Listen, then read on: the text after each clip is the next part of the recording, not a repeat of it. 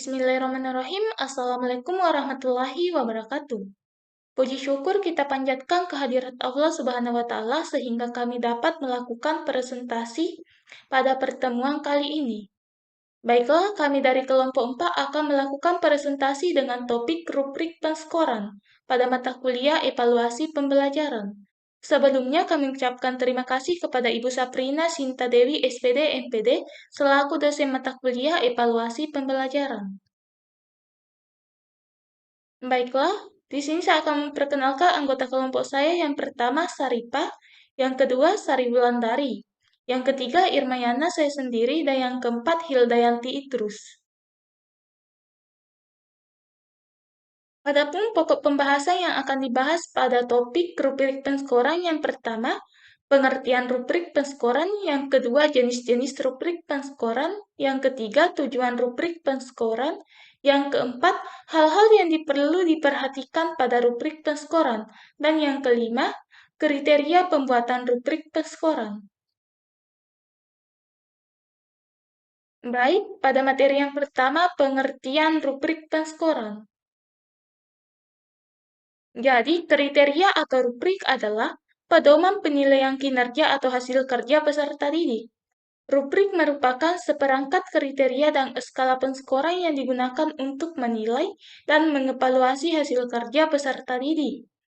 Rubrik atau kriteria penilaian adalah suatu deskripsi tentang dimensi-dimensi untuk memutuskan kinerja siswa. Suatu skala nilai untuk menilai dimensi-dimensi yang telah ditetapkan dan standar untuk memutuskan kinerja. Jadi, rubrik penskoran merupakan suatu pekerjaan khusus ketika suatu keputusan tentang kualitas diperlukan untuk mengevaluasi aktivitas dan materi pembelajaran. Di mana contohnya adalah ketika seorang guru bahasa Indonesia ingin mengevaluasi karangan siswa dalam suatu topik, maka diperlukan rubrik penskoran. Keputusan mengenai kualitas karangan siswa bergantung pada kriteria yang ditetapkan oleh masing-masing evaluator. Ada evaluator yang menekankan pada struktur bahasa, evaluator lainnya mungkin lebih tertarik dengan argumen persuasif yang ditampilkan. Untuk menghindari subjektivitas evaluator, maka perlu didefinisikan kriteria penilaian dalam bentuk rubrik penskoran. Baik, itu saja penjelasan dari saya. Materi selanjutnya akan dilanjutkan oleh teman saya. Bismillahirrahmanirrahim. Perkenalkan, nama saya Saripah. Pada kesempatan kali ini saya akan melanjutkan materi yang telah dijelaskan oleh rekan kelompok kami. Baik, selanjutnya yaitu jenis-jenis rubrik penskoran. Nah, pada jenis-jenis rubrik penskoran ini ada dua jenisnya. Yang pertama yaitu rubrik holistik dan yang kedua itu rubrik analitik. Baik, yang pertama yaitu rubrik holistik. Menurut Sakdija tahun 2009 nomor 93, rubrik holistik menggambarkan kualitas kinerja untuk tiap level. Sedangkan menurut Irianti tahun 2004 nomor 13, rubrik holistik adalah pedoman untuk menilai berdasarkan kesan keseluruhan atau kombinasi semua kriteria. Contoh penyebutan yang digunakan adalah tingkat 1 tidak memuaskan, tingkat 2 cukup memuaskan dengan banyak kekurangan, tingkat 3 memuaskan dengan sedikit kekurangan, dan tingkat 4 superior. Sedangkan jenis yang kedua yaitu rubrik analitik. Rubrik analitik ini memberikan nilai untuk komponen tugas. Rubrik analitik adalah pedoman untuk menilai berdasarkan beberapa kriteria yang ditentukan. Dengan menggunakan rubrik analitik dapat dianalisa kelemahan dan kelebihan seorang siswa terletak pada kriteria mana. Contoh penyebutan yang digunakan adalah tingkat 1 tidak memuaskan, tingkat 2 cukup memuaskan dengan banyak kekurangan, tingkat 3 memuaskan dengan sedikit kekurangan, dan tingkat 4 superior. Kemudian selanjutnya yaitu tujuan rubrik penskoran. Nah, tujuan dari penilaian rubrik yakni siswa diharapkan secara jelas memahami dasar penilaian yang akan digunakan untuk mengukur suatu kinerja siswa. Kedua pihak yaitu guru dan siswa akan mempunyai pedoman bersama yang jelas tentang tuntunan kinerja yang diharapkan. Nah, terdapat beberapa pengaruh positif terhadap hasil belajar siswa melalui faktor sebagai berikut. Faktor yang pertama itu dapat meningkatkan transparansi. Melalui rubrik, siswa akan lebih mengerti berkenaan dengan maksud atau apa yang diharapkan guru atas tugas atau materi tertentu. Dua, mengurangi kecemasan. Rubrik akan memberikan kejelasan mengenai sebuah topik tertentu dalam pembelajaran, sehingga siswa akan lebih mudah mengerjakan soal dan memiliki keyakinan lebih mengenai ketetapan dalam menjawab soal yang menyebabkan kecemasan menurun. Kemudian yang ketiga, mendukung pengaturan diri sendiri siswa. Rubrik mampu memberikan fasilitas terhadap perencanaan dan penilaian diri sendiri, seperti kemajuan evaluasi diri secara kontinu dalam bentuk penggunaan rubrik sebagai acuan dalam upaya merencanakan pendekatan dalam mengerjakan ujian. Yang keempat itu membantu proses umpan balik. Nah, proses umpan balik tersebut diperoleh melalui proses review yang dilakukan oleh siswa atas skor yang telah diperoleh. Kemudian yang terakhir yaitu meningkatkan kepercayaan diri siswa. Nah, peningkatan kepercayaan diri tersebut terutama tampak pada penggunaan rubrik dalam soal esai sehingga penjelasan yang dikemukakan dalam kunci jawaban lebih realistis. Baik, mungkin ini saja yang dapat saya jelaskan. Materi selanjutnya akan dijelaskan oleh rekan kelompok kami. Baiklah, terima kasih atas kesempatan yang telah diberikan kepada saya. Saya akan melanjutkan materi dari rekan saya sebelumnya. Materi keempat yaitu hal-hal yang perlu dipertimbangkan pada rubrik penskoran. Ada beberapa hal yang perlu dipertimbangkan dalam rubrik penskoran. Yang pertama yaitu langkah-langkah kinerja yang diharapkan dilakukan peserta didik untuk menunjukkan kinerja dari suatu kompetensi. Yang kedua yaitu kelengkapan dan ketepatan aspek yang akan dinilai dalam kinerja tersebut. Yang ketiga yaitu kemampuan khusus yang diperlukan untuk menyelesaikan tugas. Yang keempat, upaya kemampuan yang akan dinilai tidak terlalu banyak, sehingga semua dapat diamati. Yang kelima yaitu kemampuan yang akan dinilai itu diurutkan berdasarkan urutan yang akan diamati. Adapun langkah-langkah yang perlu diperhatikan dalam penyusunan rubrik penskoran, yang pertama yaitu mengidentifikasi semua aspek penting yang akan memengaruhi hasil penugasan. Yang kedua yaitu menentukan dan mengurutkan aspek-aspek penting tersebut dalam menghasilkan hasil yang terbaik. Yang ketiga, mengusahakan aspek kinerja yang akan diukur tidak terlalu banyak, sehingga semua dapat diobservasi selama peserta didik melaksanakan tugasnya. Yang keempat yaitu mengidentifikasikan dengan jelas setiap aspek kinerja menjadi indikator yang lebih spesifik, sehingga dapat diamati. Yang kelima yaitu menentukan level kemampuan pada berbagai tingkat penugasan untuk pemberian skor atau nilai. Level kemampuan biasanya berupa skala angka 0, 1, 2, 3, dan seterusnya, yang menggambarkan gradasi kualitas capaian untuk setiap aspek. Yang keenam, menentukan pemberian bobot pada setiap aspek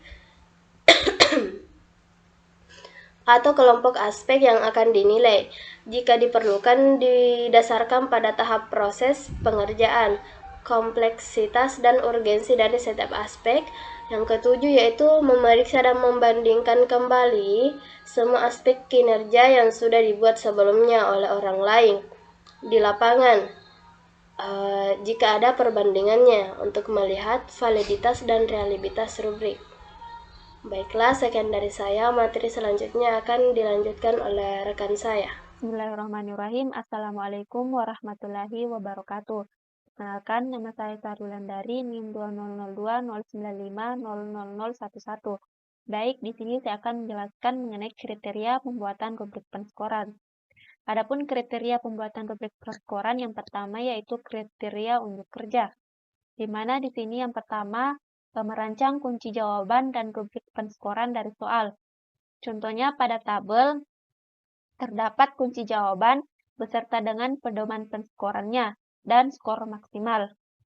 Contoh pada soal nomor 1, pedoman penskorannya yaitu terdapat 4 kata kunci.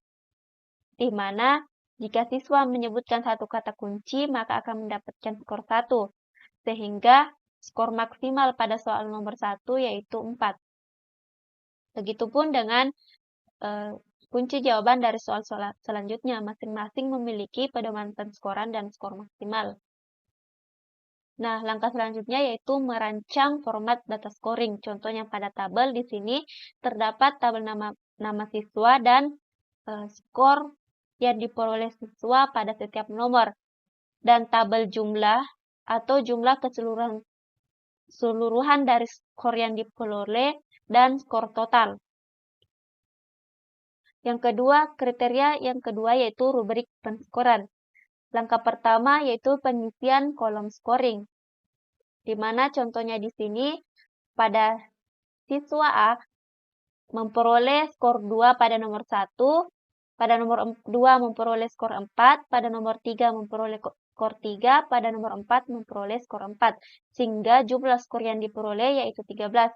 Adapun skor total diperoleh dari perhitungan jumlah skor yang diperoleh dibagi SMI, di mana SMI-nya yaitu 15 dikali dengan 100. Sehingga di sini siswa A memperoleh skor 87. Langkah selanjutnya yaitu mengidentifikasi kesamaan skor total, di mana misalnya skor total sama teridentifikasi pada siswa dengan nama A dan B. Nah, jika diketahui tempat duduk siswa A dan B berdekatan dan 50% jawaban ditulis dengan data yang sama, maka dapat disimpulkan bahwa ada kecenderungan terjadi kecurangan akademik dalam bentuk kerjasama. Selanjutnya, yaitu mengidentifikasi kedekatan tempat duduk. Di sini, sebaiknya hasil pekerjaan tes formatif langsung dikoreksi menggunakan metode koreksi silang oleh siswa. Syarat metode ini hanya siswa tidak boleh melakukan koreksi terhadap hasil pekerjaannya sendiri. Misalnya, siswa A dan D ternyata duduk bersebelahan atau berdekatan. Kemudian yang keempat yaitu mengidentifikasi kesamaan jawaban yang ditulis. Sebagai pemisalan, jawaban yang ditulis menunjukkan kesamaan autentik yang diperkirakan lebih dari 50%. Dan kemudian yang terakhir yaitu menetapkan kesimpulan, di mana kesimpulan yang pertama yaitu siswa dikatakan tidak jujur apabila lebih dari 50% jawaban ditulis menggunakan kalimat yang sama. Kemudian yang kedua, siswa dikatakan jujur apabila lebih dari 50% jawaban ditulis menggunakan kalimat yang berbeda. Nah, hasil kesimpulan tersebut dapat dijadikan sebagai bukti yang mendukung pelabelan atas ketidakjujuran yang telah dilakukan. Apabila dalam investigasi ternyata siswa memang melakukan kecurangan akademik, langkah selanjutnya adalah melakukan pembinaan dan penanaman karakter melalui bimbingan individu. Adapun kesimpulan dari materi rubrik penskoran yaitu, rubrik penskoran merupakan suatu pekerjaan khusus ketika suatu keputusan tentang kualitas diperlukan untuk mengevaluasi aktivitas dan materi pembelajaran. Terdapat dua jenis rubrik penskoran, yaitu holistik yang menggambarkan kualitas kinerja untuk tiap level dan analitik yang memberikan nilai untuk komponen tugas. Adapun tujuan rubrik penskoran yaitu, bagi pengajar, penggunaan rubrik penskoran diharapkan dapat menumbuhkan evaluasi diri dalam menilai apakah bila hasil pekerjaan siswa dinilai oleh beberapa orang guru yang berbeda. Sedangkan bagi siswa, dengan menggunakan rubrik penskoran diharapkan dapat menumbuhkan evaluasi diri dalam menilai apakah soal yang diberikan guru dapat diselesaikan dengan baik atau tidak. Baik, itu saja penjelasan mengenai rubrik penskoran. Sekian dan terima kasih. Mohon maaf bila ada salah kata. Wabillahi taufiq wal hidayah. Wassalamualaikum warahmatullahi wabarakatuh.